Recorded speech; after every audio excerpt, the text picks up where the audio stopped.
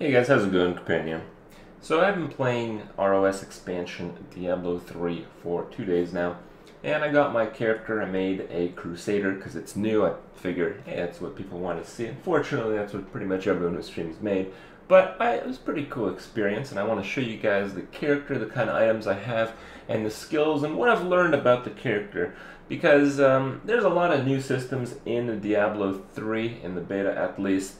I think they will implement quite a few more, but it's difficult to understand because some of them are a little bit more abstract. So I thought, let's go over my character, show you guys what I've gotten so far in the 20 hours that I've played, and how I've seen the class as a whole and how the character kind of functions with the new items and with the new stats.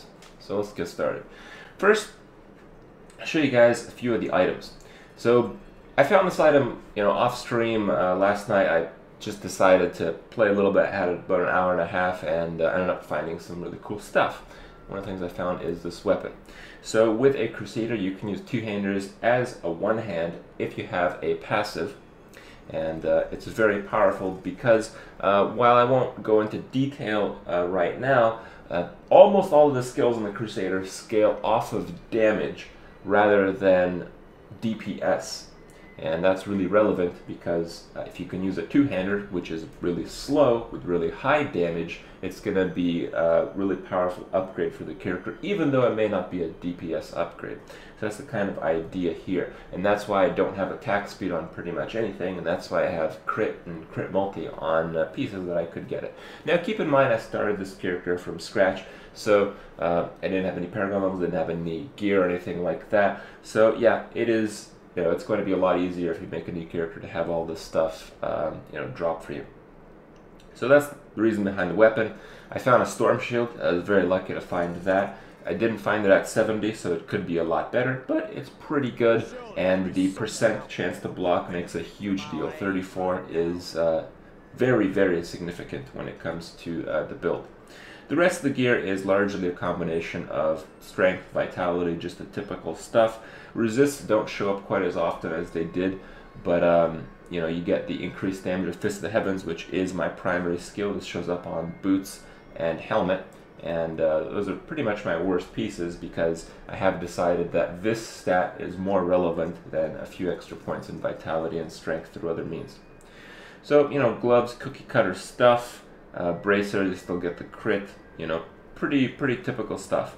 The legendaries are really awesome. As you guys saw, the weapon has a stat that's an orange. That's like a super special stat, and this one has a chance to cast Inner Sanctuary when you're hit. This one kind of sucks, but others have really cool ones. While Niggelring doesn't have one, it has 84 Magic Find, and the only item that I found that had Magic Find, I believe, had like 2. So 84 is ridiculous. I found this ring from a force drop that I believe was from Asmodan. When you kill each of the end bosses of each act for the first time, you get a guaranteed legendary, and this happened to be it, and I'm still using it right now.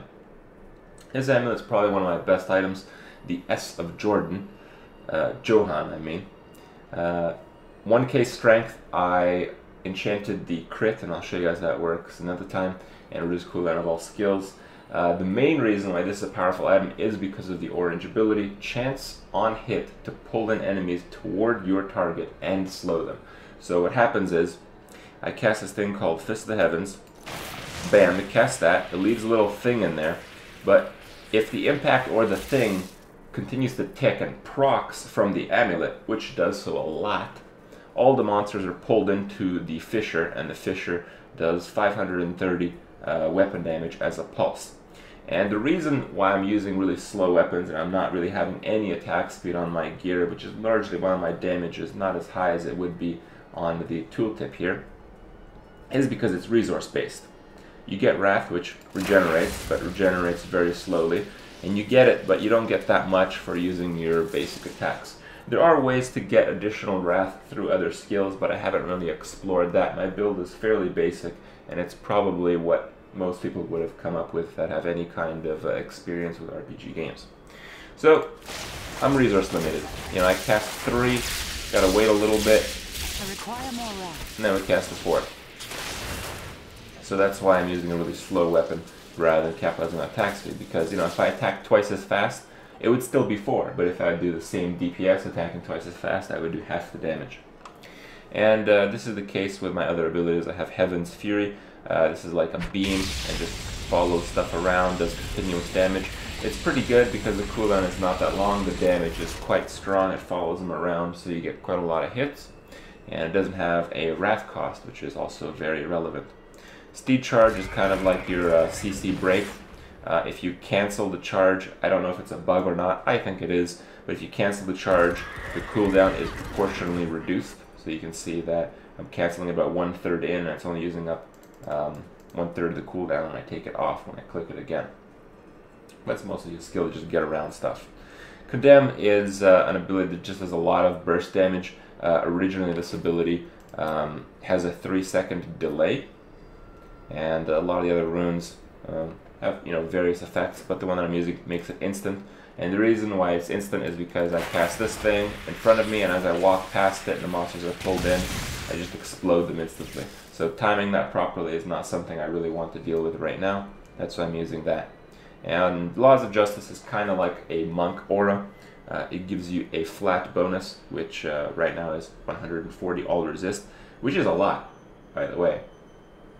And when I use it, it gives me 7,000 base armor, which is nuts. So you can see my toughness, which is the sum of my resistance and a few other factors like armor and all that stuff. It doesn't include block, but the idea is that if I use this, my toughness goes from 14 million to 24 million. So, you know, I take about half the damage. This ability is much more significant when your gear sucks, and I'd imagine as I get better gear, I may choose to substitute this skill out. As far as the passes, there are some pretty cool ones. This is the Heavenly Strength one, which I mentioned. You can wield a two-handed weapon in your main hand, but it slows your movement speed, which is kind of bad, but it's whatever. Finery makes it so for every color gem in your gear, you get 70 all resist, and if you have all 5, you get a bonus 70 all resist. So while my gear isn't particularly defensive, you know, I have a crap load of armor, I'll show you guys where that's from, and significant resists. So, you know, if you compare these to original Diablo 3 standards, they're above what was possible, at least until when I stopped playing Diablo 3.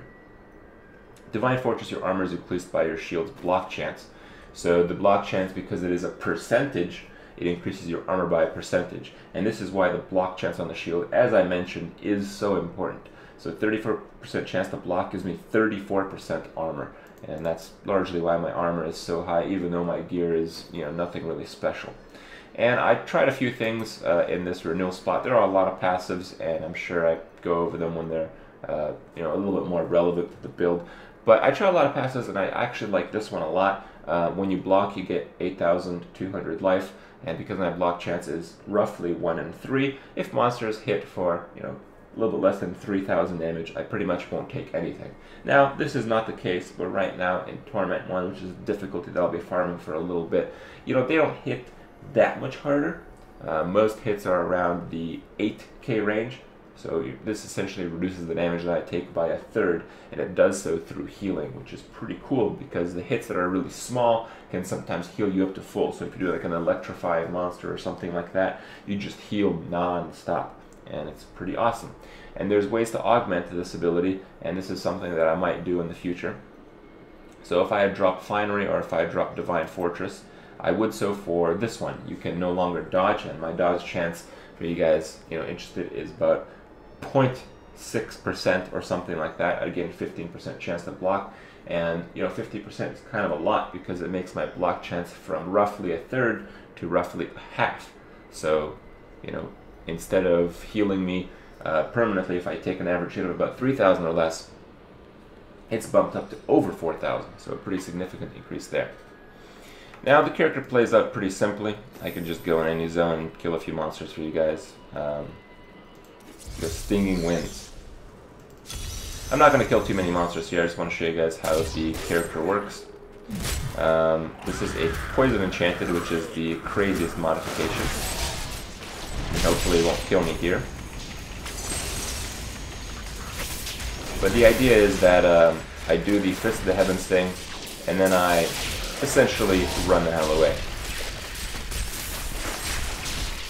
This character runs, you know, kind of slow right now, just because I don't use a bugged version of the Heaven's Fury, which does tremendous damage.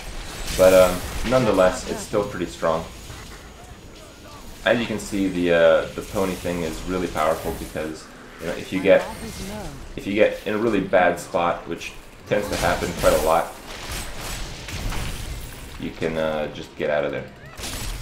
So, killed the rare, pretty interesting stuff. Didn't really drop anything of note, but yeah, the character is really fun. I like the idea of scaling a character off for raw damage. It's kind of like the Rend Barb that I had for a while in hardcore. But overall, you know, I'll probably be willing to try other classes and other stuff, and I'll update you guys with those if I do. And until then, hope you guys enjoy the footage, and I'll see you guys tomorrow.